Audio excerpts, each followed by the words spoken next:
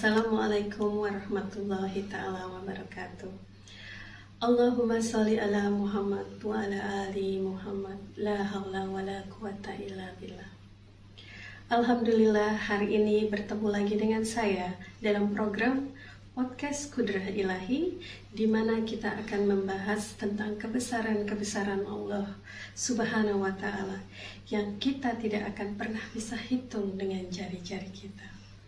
Tema kita kali ini yaitu dengan zikirullah menyembuhkan penyakit medis dan non-medis. Alhamdulillah, bersama saya saat ini sudah hadir narasumber, yaitu Ustadz Muhammad Arif Budiman. Assalamualaikum Ustadz. Waalaikumsalam warahmatullahi ta'ala wabarakatuh. Alhamdulillah, kita juga kedatangan tamu istimewa yang kali ini bernama Mas siapa? Boleh perkenalkan? Assalamualaikum warahmatullahi wabarakatuh. Perkenalkan, nama saya Gali Muhammad Abdul. Oke, saya panggil Mas Gali ya. Mas Gali. Oh iya, oke. Assalamualaikum Mas Gali. Selamat datang. Beliau adalah pasien yang pernah dipegang atau ditangani ya. Ditangani oleh Ustadz Arif Budiman di Majelis Zikir. Acara ini kan kita Kudrah Ilahi nih Ustadz. Boleh dijelaskan lagi apa sih yang sebenarnya, apa sih arti dari Kudrah Ilahi itu sendiri? Mungkin saudara-saudara kita yang di sana belum memahami apa maksud dari Kudrah Ilahi. Baik, Bismillahirrahmanirrahim. Kudrah ini adalah kemampuan yang mutlak dari Allah Subhanahu wa Ta'ala. Kebesaran dan kekuasaannya terhadap segala sesuatu. Innallaha ala kulli syai'in qadir. Itu ayat yang menyatakan kekuasaan Allah, bahwa Allah itu mutlak, yang maha mengetahui segala sesuatu. Nah, kalau kudrah ilahi, ya jelas itu artinya kudrahnya Allah atau kebesaran Allah atau kekuasaannya Allah terhadap segala sesuatu, apapun, ya, nggak ada batasnya. Jadi artinya kebesaran Allah yang memang kita tidak bisa pungkiri bahwasanya mau sakit ataupun sehat itu juga salah satu kebesaran Allah yang Allah berikan kepada kita. Betul. Ya Ustaz. Ya, Masya Allah ya. Ya, untuk itu hari ini Ustaz kita akan membahas tema tentang zikrullah, menyembuhkan penyakit medis dan non medis. Masya Allah. Ya, mungkin itu nanti bisa dijelaskan ya Ustaz. Ya. Atau mau Ustaz sedikit membahas tentang tema itu dulu sedikit saja Ustaz? Ya. Baik, zikrullah menyembuhkan penyakit medis dan non medis, maksudnya begitu ya? Betul. Ya, zikrullah adalah menyebut nama Allah atau mengingat nama Allah. Ya. Sebagaimana perintah Allah dalam Al-Quran Al-Karim, ya. Allah berfirman, Ya ayyuhalladzina amanu zkurullaha zikran katsiran. Wassabihu bukrata wa asila huwallazi yusalli alaikum wa malaikatu liyukhrijakum minaz zulumati ilan nur wa kana bil mu'minina rahiman. Jadi Allah berkata dan memerintahkan kepada orang-orang beriman agar sering menyebut nama Allah, ya, baik di pagi hari maupun di petang, ya, di pagi dan petang. Kemudian Allah katakan, huwallazi yusolli alaikum, dialah yang akan memberi rahmat kepadamu. Wa malaikatu liyukhrijakum, dan malaikat-malaikat memohonkan ampunan kepadamu. Ya. Nah, dari sini kata rahmat ini sebuah pertolongan gitu loh. Barang siapa yang sering menyebut nama Allah, maka Allah akan menurunkan atau mengkaruniakan rahmat kepada hamba yang selalu menyebut namanya. Apalagi ya kita jadikan nafas kita sebagai zikir, ya, nafas kita sebagai perantaraan antara diri kita yang hidup dan yang maha menghidupkan, ya. Beliaulah atau Allah lah yang menghidupkan kita, nah, sehingga tersambung terus, ya, dengan yang maha pencipta, yang maha memberi rahmat. Maka insya Allah orang-orang yang memulai dengan selalu mengingat Allah, maka niscaya Allah akan menurunkan rahmat untuknya. Kemudian lagi malaikat akan memohonkan ampunan untuknya. Ya, Boleh jadi karena ketika seorang hamba itu sakit, ya Allah menegur, berarti kan banyak salah. Betul. Betul. Betul. Ketika kita menyebut nama Allah, bukan diri kita saja yang memohonkan ampunan, tapi malaikat pun memohonkan ampunan untuk kita. Sehingga Allah akan mengeluarkan seorang hamba dari kegelapan menuju yang terang benderang. Walladzi yusolli alaikum wa malaikatuhu yukhrijakum minaz zulumati ilan nur. Jadi dalam konteksnya ketika seorang hamba yang gelap, yang sedang sakit, Allah angkat dia menuju kesembuhan. Maka itulah berkah yang besar dari seorang hamba yang selalu mengingat Allah. Bahkan para aulia juga berkata, barang siapa yang menyebut nama Allah, maka itu akan menjadi obat dari segala penyakit. Barang siapa yang menyebut nama Allah, mengingat nama Allah, insya Allah menjadi obat. Namun sebaliknya, barang siapa yang selalu mengingat makhluk, atau menyebut nama makhluk, atau mengagung-agungkan seseorang, maka itu akan jadi sebuah penyakit suatu saat nanti. Itulah bedanya. Ya, betul. Ya, seringkali di luar sana mereka lebih mengingat makhluk. Contohnya pacarnya gitu ya Ustaz ya, atau suaminya yang kadang-kadang memang ketika memang kita sudah mengingat makhluknya sangat mencintai, begitu dikecewakan kita sakit hati sendiri, itu yang membawa penyakit buat diri kita sendiri. Padahal harusnya memang hanya Allah yang harus kita ingat. Karena ketika kita memang mengingat Allah, insya Allah juga bebas dari penyakit ya. Insya Allah. Oke, baik, untuk selanjutnya mohon izin Ustaz, mungkin aku boleh tanya sama Mas Gali yang sebelumnya memang beliau mengalami sakit baik mental maupun fisik ya secara ya.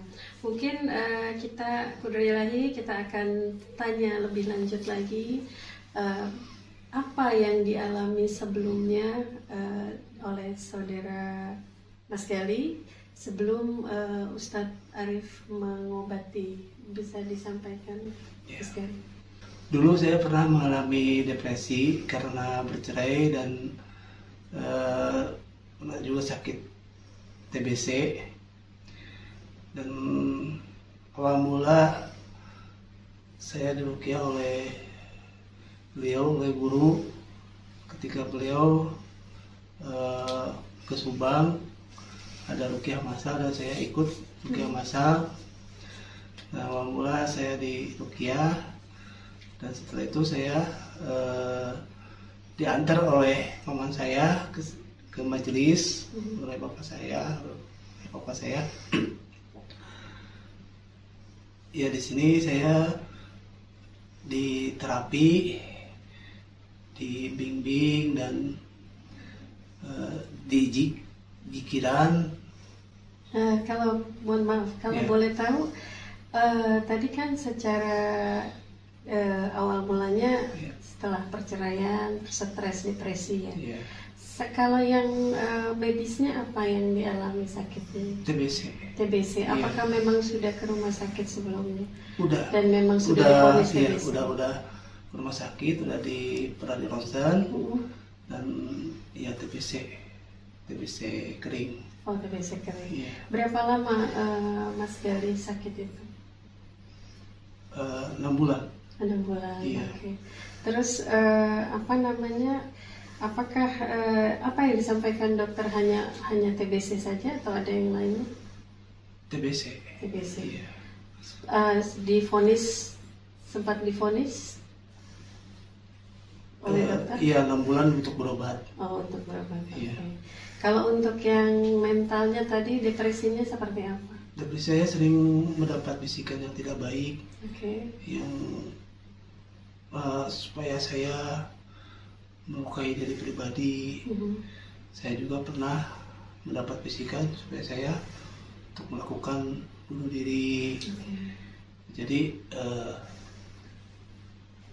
dari telinga, terus juga tangan saya seperti ada yang menggerakkan supaya saya terluka lah gitu.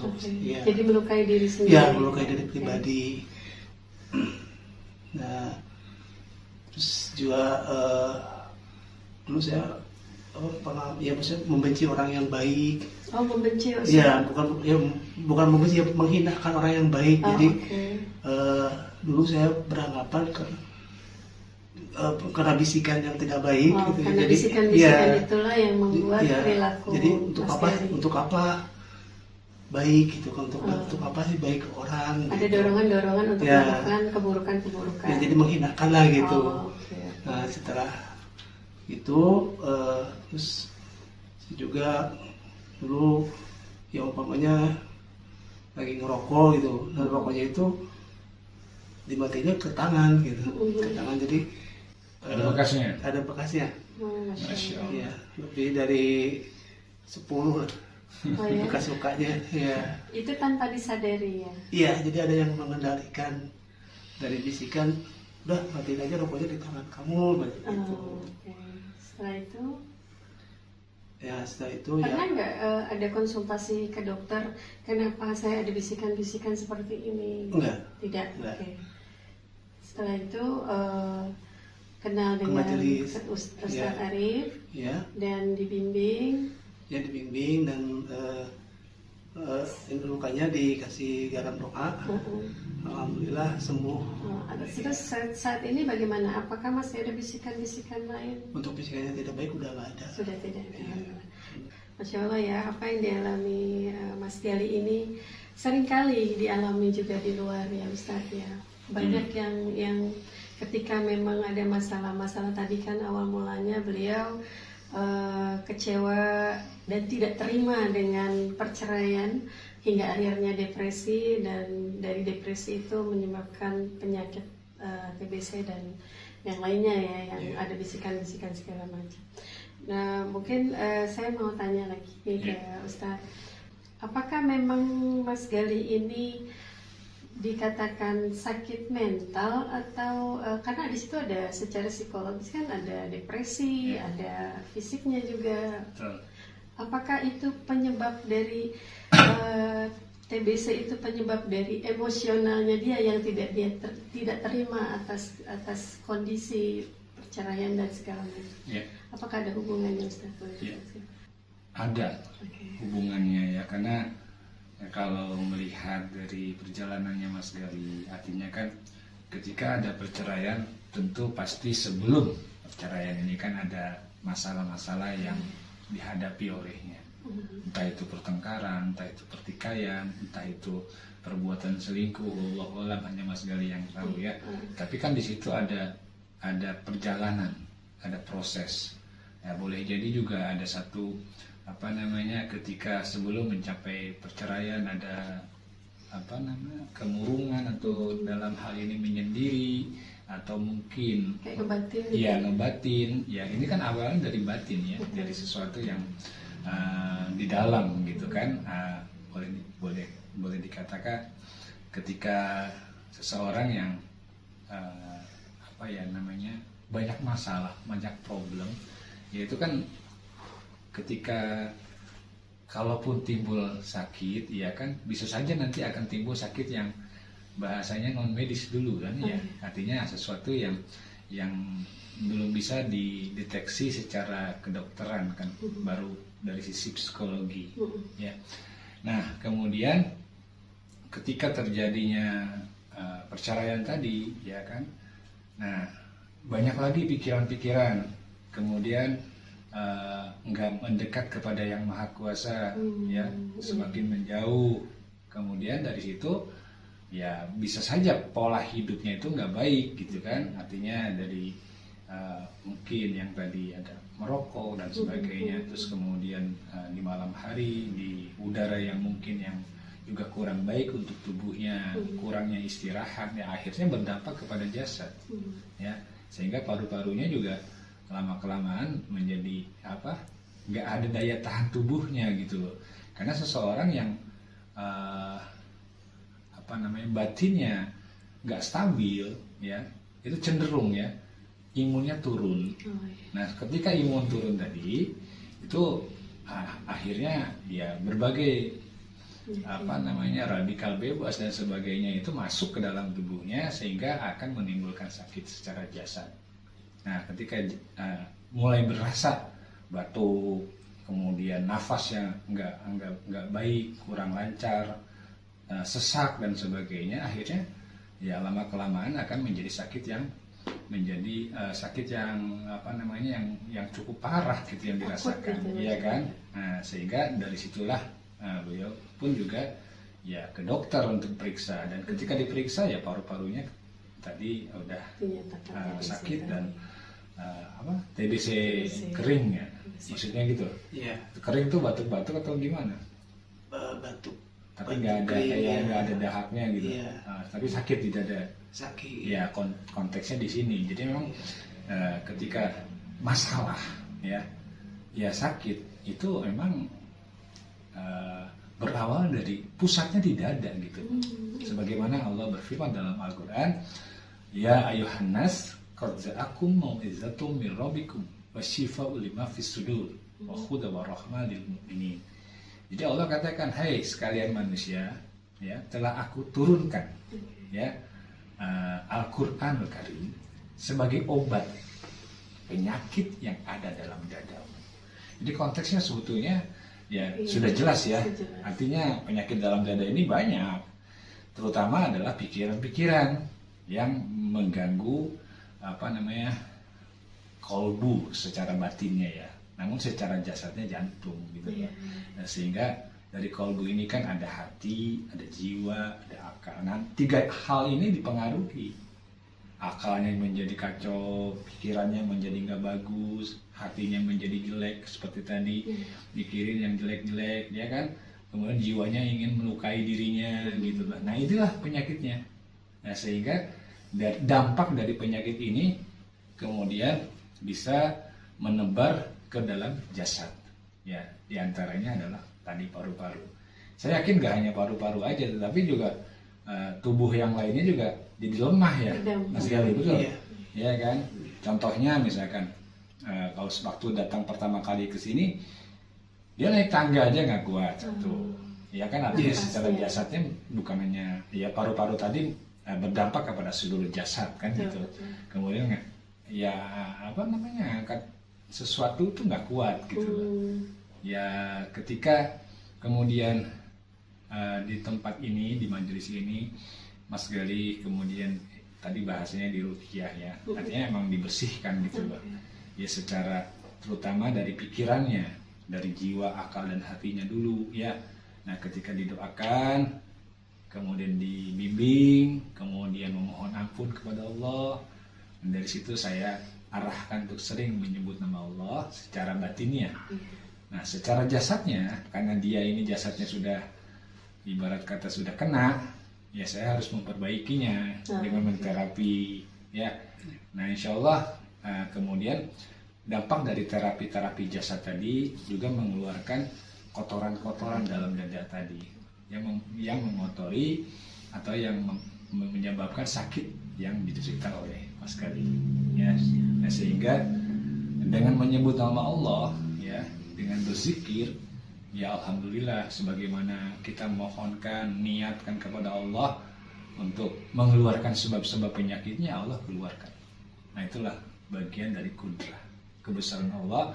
Allah tunjukkan tuh dengan menyebut nama Allah dan memohon dengan niatnya, ya Allah keluarkan kotorannya, keluarkan semua sebab-sebab penyakitnya. Ya Allah buktikan dengan mengeluarkan kotoran sehingga ia muntah-muntah, keluarlah kotoran tadi. Ya kalau kita lihat secara jasadnya adalah sebagaimana slem atau dahak-dahak yang keluar, itulah yang mempengaruhi ya, sehingga langkah berikutnya ya tinggal merawat gitu loh, pelan-pelan diterapi. Hasil terapi pun juga akan mempengaruhi jasad secara aliran darahnya semakin baik. Ketika aliran darah itu baik, darahnya juga semakin baik, apalagi darah yang terus selalu menyebut nama Allah ya, sehingga yang kotor keluar, yang baik semakin baik. Dan akhirnya dengan izin Allah, kekuatan zikrullah tadi menyembuhkan penyakit kali ya.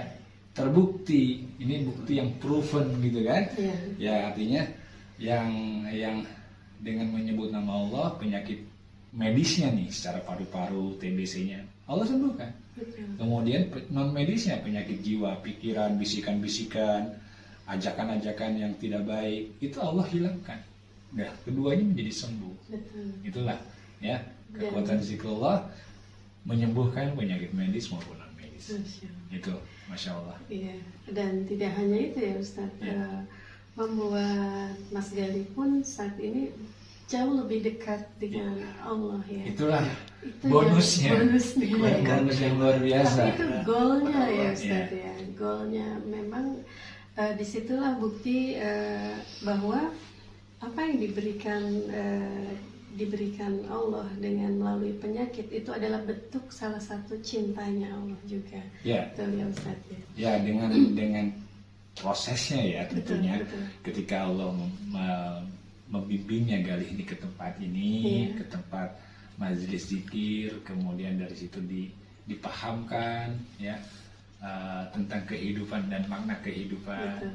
Nah, sehingga sedikit demi sedikit Mas Galih jadi paham, kemudian dengan bertobat, mendekatkan diri, diterapi, dibimbing, nah sehingga Mas Galihnya juga secara jasadinya semakin kuat, ya, batinnya juga semakin kokoh, semakin beriman, semakin yakin. Yang tahu tadinya awalnya nih ketika ada masalah, ya boro-boro sholat misalkan ya, mungkin ingat Allah aja enggak gitu kan. Tapi ketika dari hal itu semuanya, di baliknya ada berkah. Betul. Ya, nah, itu kalau memang Allah bimbing ke sini ya, maksudnya ke tempat yang memang baik gitu ya, Betul. mengarah kepada akhirat. Tapi kalau coba dibawa ke tempat yang mungkin ya poinnya bagaimana untuk mendapatkan kesembuhan aja, Betul. itu kan di mana-mana bisa. Bisa. Betul. Iya. Ya, tapi disinilah keberkahannya, bukan kesembuhan saja yang didapat, yang diraih, tetapi juga iman itu semakin baik. Semakin Ya. baik. Kemudian Galihnya juga semakin taat dalam melaksanakan ibadah, sering mengingat dan menyebut nama Allah. Ini adalah keberkahan yang besar. Ya. Lebih dari rasa sembuhnya tadi. Iya, tadi yang disebut dari yang gelapnya Galih, Betul. Allah angkat menuju yang terang. Terang. Walladzi yusolli alaikum wa malaikatuhu liyukhrijakum minaz zulumati ilan nur wa kana bil mu'minina rahiman. Nah, itu dikatakan bahwa memang Allah mencintai orang-orang yang beriman. Ketika bahasanya menyayangi, mencintai yang Galih yang sudah beriman, Allah akan angkat dari kegelapan menuju yang terang. Masya Allah. Itu pembuktian yang luar biasa ya. Dan dengan begini artinya Galih harus semakin yakin kepada Allah. Ya, lebih sabar, lebih siap menghadapi kehidupan ya. Masya Allah. Artinya menatap esok hari itu lebih yakin ya. Toh semuanya manusia akan pulang kan gitu. Betul. Masya Allah. Alhamdulillah ya, tadi kita sudah mendengar penjelasan kisah dari Mas Gali. Mungkin Ustadz, ini saya mau tanya lagi. Kalau misalnya mungkin pemirsa Qudra Ilahi di luar sana, ada yang merasakan sakit yang memang dia bertahun-tahun dia tidak paham ini sakit apa, sudah sudah berusaha untuk ke medis, ke rumah sakit, terus ke mana, ke orang pintar lah kasarnya ya. Tapi belum sembuh juga. Itu kira-kira kalau misalnya memang mereka berniat untuk berobat ke Ustadz, itu kemana Ustadz boleh? Silakan datang aja ke majelis zikir silaturahim umat cahaya ilahi ya. Kita pusatnya di Bekasi, di Kemang Pratama. Kalau sekarang kan gampang ya, ketik di Google Map aja Power of Zikir, maka akan keluar ya. Alamatnya Majelis Zikir Silaturahim Umat Cahaya Ilahi di Kemang Pratama, Bekasi. Nah, ada juga cabang-cabang kita, ada cabangnya. majelis-majelis cabang di seluruh Pulau Jawa insya Allah terwakili. Kalau Jawa Timur ada di Majelis Zikir cabang Kediri, Jawa Timur. Jadi kalau area-area hamba-hamba Allah ya yang ada di sekitar Jawa Timur bisa datang ke Majelis Zikir silaturahim umat Ilahi cabang Cabang Kediri. Kediri, ya. Di sana pemimpinnya atau kiainya Ustadz Muhammad Khairun Naim. Oh, Terus kemudian di Kebumen juga ada, ya, Jawa Tengah ya. Oke. Kebumen ada dengan Ustadz Fadoli. Kemudian di Banyumas dengan Ustadz Sigit. Masya Allah. Di Pemalang dengan Ustadz Tahirin. Ya, jadi di Jawa Tengah ada 3 nih, ada Kebumen, Pemalang, dan Banyumas. Kalau di Jawa Barat ada di Babelan, Bekasi, Oke. ya, dan di Kemang Pratama pusatnya. Insya Allah semuanya sama, Sama, ya. ya. Ketika seseorang datang, pasti ustadznya akan memberikan pemahaman dulu tentang sakit. Mungkin ada yang lagi yang mau disampaikan Ustadz kira-kira? Ya, siapapun hamba-hamba Allah yang ketika Allah uji dengan sakit, kemudian ada niat dalam hatinya untuk ikhtiar, ya, Betul. insya Allah silakan, pintu majelis selalu terbuka dari mulai hari Senin hingga hari Kamis, itu terbuka untuk siapa saja dari jam 1 siang hingga jam 8 malam. Oke. Kalau hari Jumat kita mulainya jam 2 setelah habis sholat Jumat, ya, jam 2 sampai jam 9 malam. Insya Allah di majelis. Nah, kalau hari Sabtu kita ada kajian di malam minggu dari mulai Bada Isya hingga selesai. Kalau misalkan ingin datang di malam minggu juga bisa, ingin ikut kajian, mendengarkan tausiah, kemudian dibimbing, tobat, dibersihkan, insya Allah. Terus untuk ini Ustadz, kalau misalnya memang ada pemirsa Qudra Ilahi mungkin yang nonton non-muslim, apakah bisa diterima di luar dari agama apapun atau bagaimana Ustadz? Ya, insya Allah selama itu adalah hamba Allah, maka ya kita di sini nggak mengkotak-kotakan harus muslim, harus begini, harus tarekat ini. Enggak. Selama hamba Allah itu datang kepada kita nggak berhak untuk menolaknya. Karena bagaimanapun juga Allah lah yang mendatangkan mereka ke tempat ini. Ya, kalau mereka bukan Islam gitu ya, kan mereka punya agama. Betul. Ya, silakan dengan doa dengan agama mereka yang mereka yakini. Nanti kita pun juga akan mendoakan dengan doa yang kita yakini. Jadi dari situ kita mohon sama-sama. Kemudian dari situlah nanti di terapi juga, ya, dengan menyebut nama Tuhan kita maupun nama Tuhan mereka, ya, yang mereka yakini, ya, yang jelas insya Allah Tuhannya sama, ya, Tuhannya yang dimaksud sama, sehingga dengan keyakinan mereka dan keyakinan kita, maka kekuatan keyakinan tadilah yang menyembuhkan. Yang dari situ itulah Islam yang rahmatan lil alamin, ya. Jadi kita nggak boleh yang namanya manusia sudah didatangkan ke sini kok Allah yang mendatangkan. Jangankan manusia datang, daun jatuh saja Allah yang mengatur. Betul. Ya kan? Nah, gitu. Ya, Masya Allah, pemirsa Qudra Ilahi, tidak terasa ya kita tadi sudah cukup lama sharing dan mendengarkan cerita dari Mas Gali yang pengalaman sebelumnya pernah sakit dan diobati di majelis zikir. Mungkin itu saja apa yang kita bahas dan kita sampaikan. Kembali lagi, segala sesuatunya apa yang Allah berikan itu adalah kebaikan, mau buruk mau baik ataupun buruk, semua datangnya dari Allah dan kita tidak bisa menghindari. Mohon maaf lahir batin jika memang ada ucapan dan perkataan yang salah. Wabillahi taufiq wal hidayah. Wassalamualaikum warahmatullahi wabarakatuh. Waalaikumsalam warahmatullahi wabarakatuh.